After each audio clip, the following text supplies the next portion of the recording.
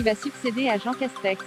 Depuis sa réélection, Emmanuel Macron s'active pour trouver son remplaçant. Aidé après nos confrères du Parisien ce vendredi 29 avril, il aurait pu s'agir d'une femme, la première depuis Édith Cresson en 1991. En effet, selon le journal, le poste de Premier ministre a été proposé à Véronique Bédague, qui a été longuement reçue en milieu de semaine par le secrétaire général de l'Élysée, Alexis Kohler. Un entretien durant lequel le chef de l'État aurait lui-même passé une tête. Véronique Bédague aurait finalement décliné la proposition. Âgée de 58 ans, cette énarque placée à gauche bénéficiait pourtant d'une grande expérience dans le privé, mais aussi dans des ministères.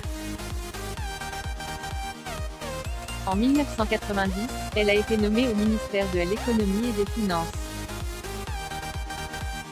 Elle a ensuite travaillé au FMI, puis au Fonds monétaire international à Washington aux États-Unis.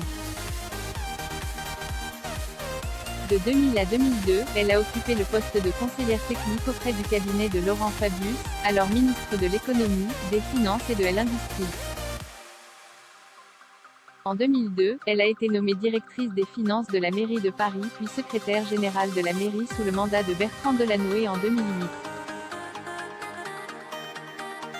Véronique Bédague, actuelle numéro 2 de Nexity, mais cesse surtout pour son poste de directrice de cabinet de Manuel Valls à Matignon, de 2014 à 2016, que Véronique Bédague fait connaître.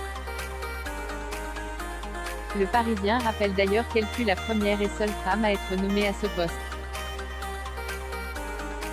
Elle est actuellement numéro 2 du géant français de l'immobilier Nexity. Véronique Bédague s'est également fait remarquer le 16 avril dernier, grâce à une tribune publiée dans le journal du dimanche.